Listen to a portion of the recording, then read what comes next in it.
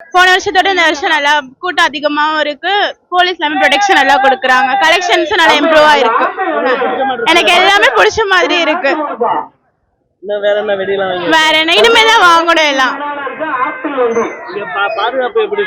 பாதுகாப்பு அனௌன்ஸ்மெண்ட் எல்லாம் கரெக்டா கொடுக்குறாங்க. ப்ரொடெக்ஷன் எல்லாமே நல்லா இருக்கு. நான் சொந்த ஊர் ஊட்டி.